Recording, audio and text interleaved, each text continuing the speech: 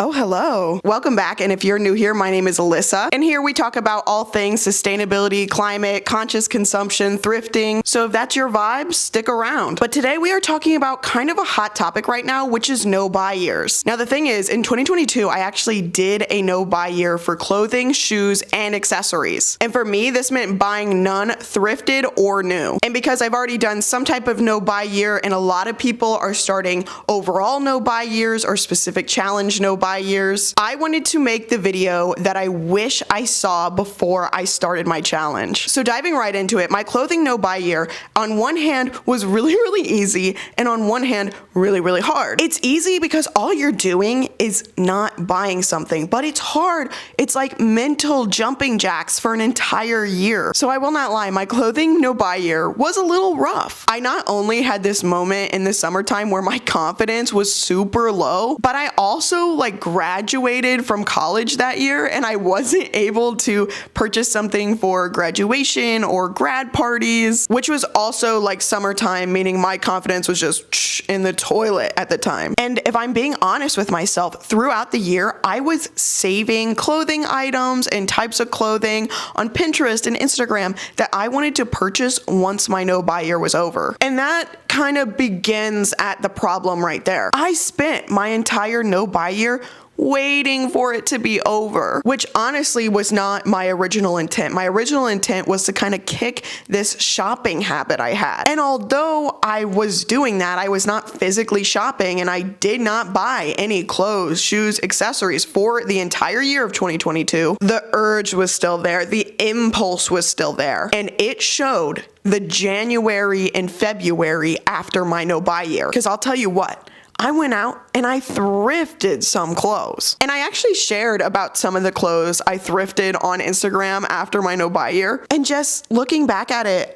I don't understand the point of the no-buy year if I just went right back to buying things. I had a little relapse, if you will. So I kind of got a list of some things I learned and some things I wish I changed. So let's dig into it. Let's start off with the things I wish I changed. Number one, I wish I didn't buy anything before my no-buy year started. So obviously it was a December that I decided I was going to start in January, the no-buy year. So it was the winter months. I was wearing this one black turtleneck I had a lot, and it was the only turtleneck I had. So I went out and I thrifted 3 more turtlenecks in different colors. I think I also thrifted a vest and a pair of jeans. And the thing is that was a lot of clothing that if I wasn't doing my no-buy year, I probably wouldn't have bought right away. So right off the bat, defeating the purpose, right? I'm going out and getting things in preparation for this no-buy year. And I'm not gonna lie, I don't know if those pieces of clothing I bought really changed or enhanced my experience throughout the year of not buying things. And like I said, it just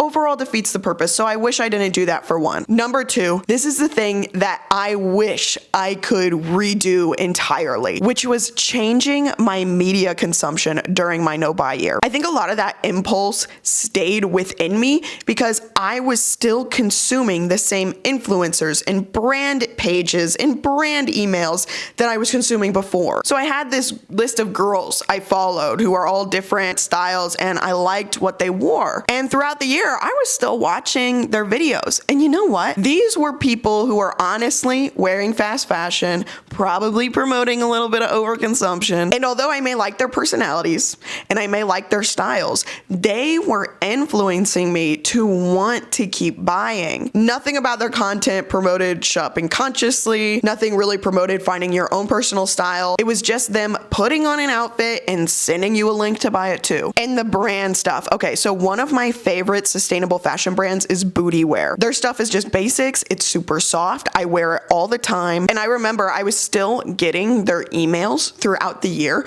and I was saving their emails that had stuff in it that I wanted. Although I was not buying it, no, I was saving it for later because I was just gonna get to January or February and try to buy it. It made me feel like I was missing out on these last chance sales and things like that. So I truly wish that before my no-buy year, I went through through and I unfollowed people who talked too much about the things I was trying not to purchase. Plus, I wish I went through and unsubscribed from a bunch of brand emails. And number 3, I wish I did a shorter restriction period. So honestly, I wish I didn't do an entire year. I think the entire year gave me this long buildup that made me want to buy a bunch of things in January/February. And I feel like if I did something like 3 months or 1 season, it would have gone a little bit better because, for example, I already have a lot of fall and winter clothes that I really, really love. So if I just did fall and winter and then kind of lifted that restriction in spring, it's not going to make me buy a bunch of clothes because it's a totally different season. So all the media I may have consumed was probably fall and winter fashion content. And maybe I just could have learned the lessons without having the buildup of like, oh my gosh, I'm so excited for January when I can buy things again. Because the whole point is not waiting to buy things again, it's to be able to kick the habit altogether. Like I said, I also had a huge confidence killer in the summertime. I did not have enough summer clothes that fit me correctly. So actually, number 4, add this to the things that I wish I had learned before starting my no buy year, is trying on my clothes before starting. And I mean all of my clothes, all seasons. Because when summer came and some of my stuff did not fit right and I was still wearing it, it felt awful. This is another reason why I wish the restriction wasn't so long. I just was not prepared with my summer clothes. And again, the restriction doesn't really matter as long as the lesson was learned. So speaking of that, these are the things that I did learn from doing a no buy year that I am so grateful for. Number 1 is all about personal style. So I went into this when I was saving items and pinning things that I wanted to purchase after the year had ended. In my head, I was truly thinking it was me kind of curating and eyeing up and seeing what my personal style was going to be after my no buy year. But the killer with personal style and the whole idea of you have to find your perfect personal style that perfectly captures your energy, your creativity, your self-expression is that we were never supposed to care that much about how our clothes reflected us. So towards the end of the year, I kind of realized that I don't want to seek out my personal style. Because if you're really into fashion and that really makes you feel good to express yourself that way, that's amazing. But to somebody like me, I just realized the whole idea of expressing myself with my clothing wasn't really there for me, to be honest. I just wear my clothes.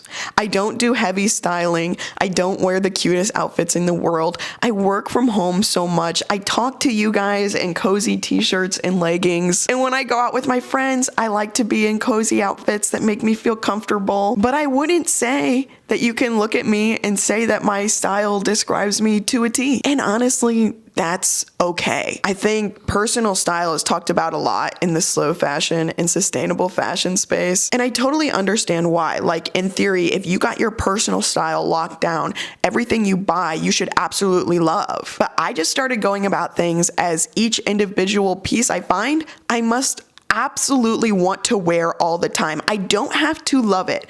I just have to want to wear it all the time. Because I don't know about you, but I have a lot of t-shirts like this one, for example. I got it off Poshmark. It's very oversized. It doesn't fit me very well. However, I wear it almost every single week. It is so comfortable. I like the way that it looks enough. I can wear it around the house. I can wear it in public. It really doesn't matter. And I wouldn't say that you look at me in this t-shirt and think that it reflects me and my personal style to a T. However, it will be a very, very long time before I get rid of this shirt because I want to wear it all the time. So no, I wouldn't describe my personal style as cottagecore or coastal cowgirl or some other cute little name you can throw at it. But I believe personal style is just born out of repetition. You know, when you think of The Nanny, did you guys watch that show? I used to love that show. I can see something and go, oh my gosh, that is so something she would wear. But I can only say that because I watched her repeat the same types of outfits over and over again. So just follow the things you like. Don't follow the trends, because when you follow the trends,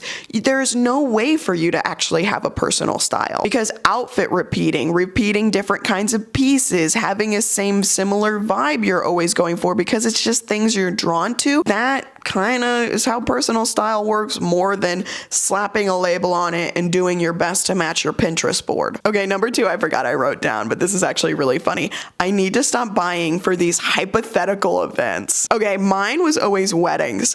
I was always buying nice jumpsuits or nice dresses, being like, for the next time I have a wedding, this is what I'm gonna wear. These are events that throughout that year did not happen. I mean, during my no-buy year, I literally graduated, had my grad party, had my senior photos taken, all of that. And I was using dresses, pants, cute outfits that were already in my closet. I don't know what it is about things like weddings and graduations and these big milestones, even if they're not your own, it's just you attending somebody else's, why I always thought I needed something new for each one. So I've been proudly re-wearing the same dresses and jumpsuits to weddings and parties. And all I'm saying is that if you're out shopping and you have to create a scenario in your mind in which you would wear this outfit that has not happened yet, you don't need it. Number 3 is probably one of the favorite things I learned during my no-buy year, and that is when you are limited to just the clothes you already have for an entire year or more, you get familiar with repairing things and kind of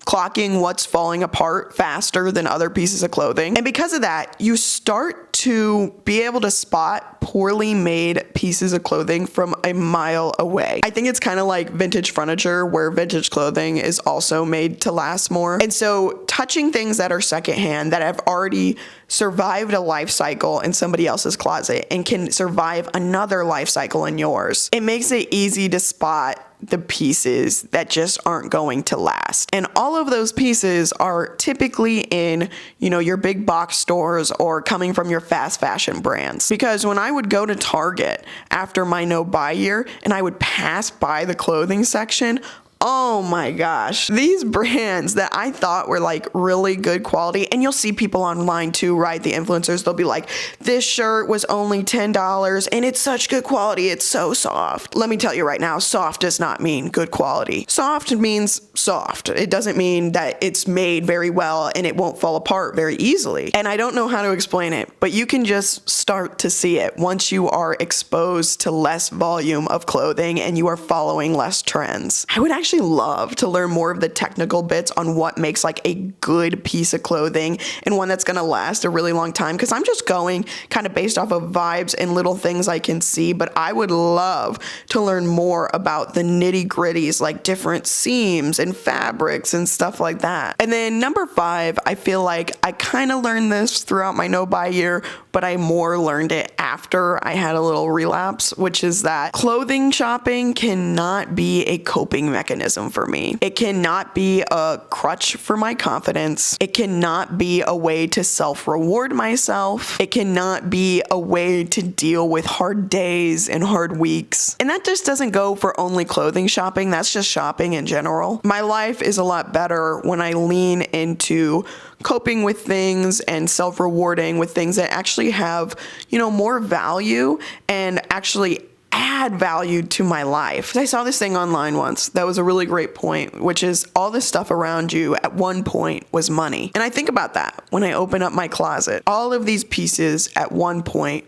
were money. And the question is, was it worth it? Was having these items as items in my closet really worth it? Or was it a moment of weakness? And let me tell you, it's a lot more rewarding to self-reward with things like time with people I love and pets that I love. It's better to cope with things for me with creatively fulfilling hobbies rather than shopping, and finding my confidence through not caring what other people think rather than what I'm wearing to influence what other people think. It just works a lot better. So if you are doing a no-buy year, I wish you absolutely tons of luck. I hope you have a lot of fun. I hope you learn a lot. And I thank you so much for watching. This video was actually chosen by everybody on my close friends story on Instagram. It was a tie between this and de-influencing you on viral products. So since it was a tie, I made this video first, and then in 2 weeks from now, I will make the de-influencing video. If you want to help choose content, events, listen to Q&As, chats, see behind the scenes, then you should also join my Instagram close friends story. All you do is follow me on Instagram, and then every once in a while, I'll post a story inviting people to my close friends story. You just drop in an emoji and I'll add you to the list. Thank you so much for joining me. Okay, love you.